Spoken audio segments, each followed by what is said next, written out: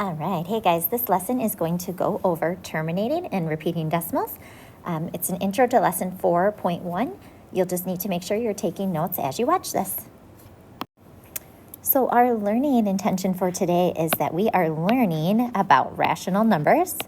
By the end of this video, hopefully you can define what a rational number is. Hopefully you can turn a fraction into a decimal. You can classify a number as being repeating or terminating, and you can write a repeating decimal using something called bar notation. So by the end of this video, hopefully you are able to do all of these things. All right, so first thing, let's talk about what a rational number is. A rational number is any number that can be written in the form a over b. It says where a and b are integers, and b cannot equal 0. That's what that part stands for. So basically, a rational number is any number that can be written as a fraction. So if I take like 4/5, that's a fraction. Okay, it's got two integers, and it's written as a fraction. I could just take the number 5. I could write that as a fraction, 5 over 1. So that is a rational number. I could take the number -8. Again, I could change that to a fraction, -8 over 1. So if you guys look at the examples over here, again, you could take -15. You could write it as a ratio, -15 over 1. The decimal's -0.8. If you read that the correct way, it's 8/10 or -8/10. So you could write that as a ratio of two integers or as a fraction. -1/8. It's already a fraction. The negative sign you can put either on the top or the bottom. Doesn't really matter. And then the last one, 28%. Well, percent is out of 100, so 28 over 100. I can also write that as a fraction. So that's what a rational number is. Most numbers that we work with are going to be rational this year in 7th grade. So let's review, how do you turn a fraction to a decimal? So we have done this year already, and you did it in 6th grade. So to change a fraction into a decimal, you can take the top divided by the bottom, or in other words, the numerator divided by the denominator. So let's just try one real quick. I might give you the fraction 3/4. Remember, this line in the middle can mean divide. So I'm going to take the numerator, 3, and I'm going to divide it by the denominator, which is 4, to change it to a decimal. So first thing I do is I think, hey, does 4 go into 3? It does not, so 0 times. So I put a 0 there, and then I add a decimal into 0. Usually I just like to bring my decimal straight. So now, does 4 go into 30? So what's the most amount of times 4 can go into 30? I think that would be 7. So 4 times 7 is 28. So I bring a 28 down here, and I subtract. Okay, so when I subtract, I might need to borrow from here. Make this a 10. So now 10 minus 8 is 2. 2 minus 2 is 0. So now I have leftovers of 2. Okay, I need to keep going. So I'm going to add another 0 and drop it down. 4 into 20. That goes in evenly 5 times. 4 times 5 is 20. I ended with a 0 here. Okay, so that means I am done. Or you could say 4 goes in there 0 times.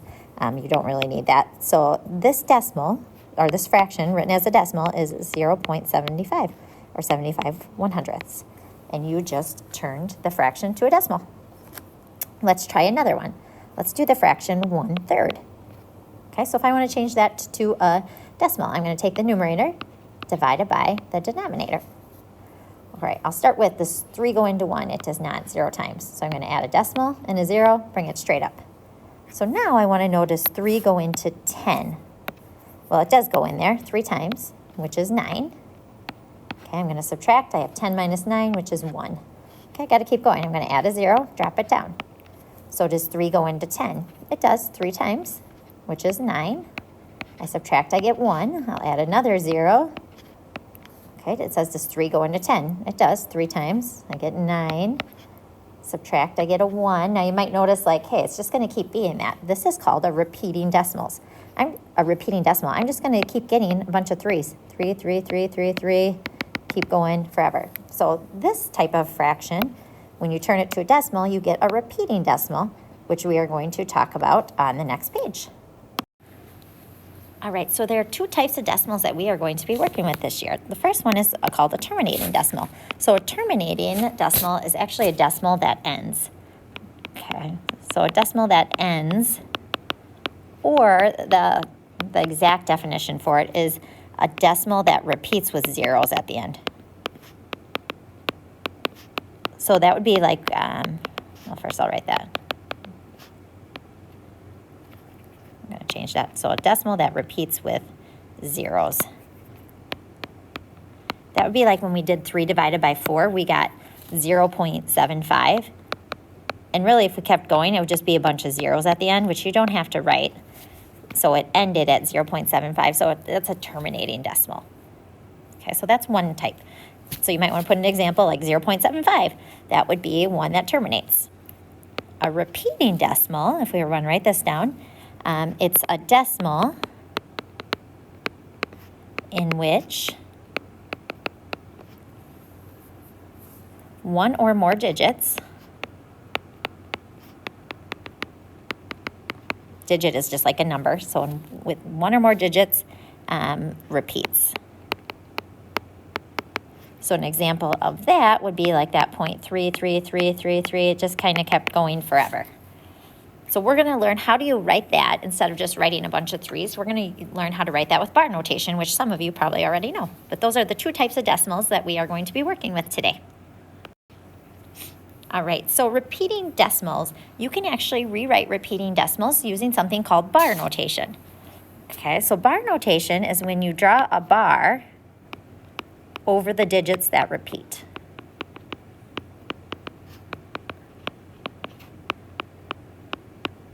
Okay, so I will show you how that works once you get that copy down. Just a reminder, just pause the video whenever you need to if I'm kind of talking too fast. All right, so for the first one, it says negative 0.44444444. It keeps going forever.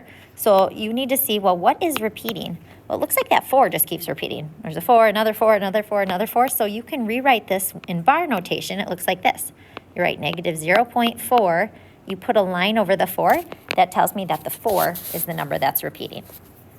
Okay, if you look at the second one, let's look and see what we notice is repeating. Okay, it looks like I see a 4, 3, 4, 3, 4, 3, 4, 3. So that's what's repeating. So to write it with bar notation, I still have to write the 2. And then the 4, 3, that's what the 4 and the 3 are repeating. So I put a line over the 4, 3, the bar notation. Okay, if you look at the next one, okay, it looks like I see a 6, 1, 6, 1, 6, 1. So again, to write that with bar notation, I would write 0.61. The 6 and the 1 are repeating, so I'd put a bar over the 6 and the 1. Okay, let's look at the next one. This one's a little bit harder. Okay, so the 6 out in the front, that's likely not repeating. It's after the decimal. So I'm going to look, I see a 1, 6, 1, and then I see another 1, 6, 1, another 1, 6, 1. So that's what is repeating. So you just write negative 6, and then the 1, 6, 1 is what's repeating. So you just put a line over that. And finally, the last one, if you guys want to try that one, think in your head what you think it'll be. Looks like the, oops, I didn't mean to erase that. Looks like the 2, 3, and 4 are repeating. 2, 3, 4, 2, 3, 4. So I'm going to write 5.234 with a line over the 2, 3, 4. I actually want to do one more. If I had one like this, 7.23535, etc., like that. So you can have ones that where the 7 and the 2 don't repeat. It's just the 3, 5, 3, 5, 3, 5. So if you are writing this one, you would write 7.2 and then 3, 5. Only the 3 and the 5 repeat. So you only put the bar over the 3 and the 5. So now if I gave you a number written in bar notation, if I asked you what that meant, if I asked you to turn it back to a repeating decimal, I would keep the 4, and it says the 7, 2 are both repeating. So I'd write 7, 2, 7, 2, 7, 2. And I could just write dot, dot, dot. That means that just keeps going on forever, that pattern. The next one, it says 8.3, only the bar over the 3, so that means it's 8.3, and then a bunch of 3s repeating after that. I can put dot, dot, dot. And then the last one, I see only the 2, 3 is repeating, so I'm going to write 5.6, and then I'd write 2, 3, 2, 3, 2, 3, dot, dot, dot. All right, so let's practice 2. I have 2 fractions. I want to turn them into decimals, and then I want to know, are they terminating or repeating? So why don't you pause the video and try these 2. Try to divide them out and then classify them as terminating or repeating. All right, so the first one, I'm going to do 1 divided by 25. All right, so 25 does not go into 1. I'll put a 0. I'll add a decimal and a 0. I like to bring that straight up right away. Now 25 does not go into 10. Okay, so I'll put another 0. I'm going to have to add another 0. Now 25 does go into the number 100, right, if you look at that. So 25 goes into the number 100 4 times, which is 100. Okay, I subtract, I get 0. I could, if I was like, oh, I'll keep going, I could be like, oh, it goes in there 0 times. And then I could do another 0. Keeps going in there 0 times. So you don't have to actually do that.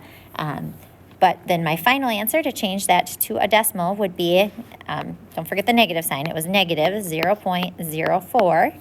And that one terminated, or it ended in all zeros. So this would be a terminating decimal.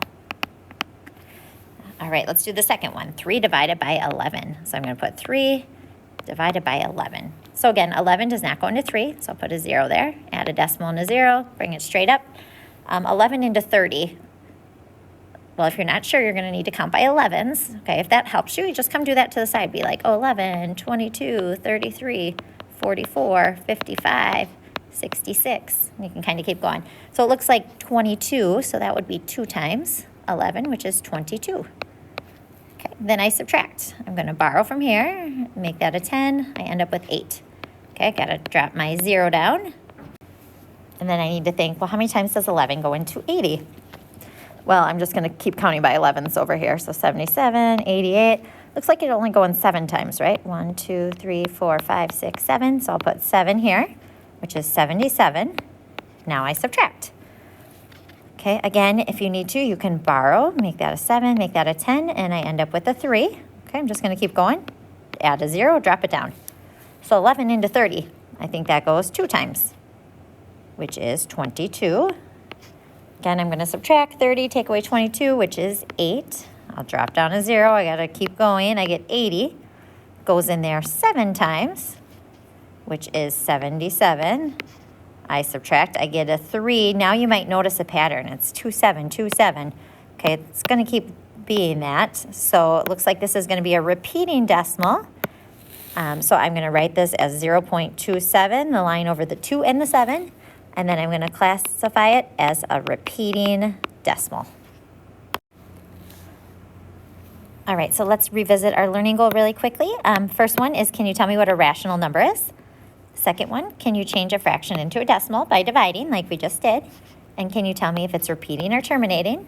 And then if it's repeating, can you write it using bar notation? So we're going to practice all of these skills tomorrow in class. If you have any questions, please ask your teacher.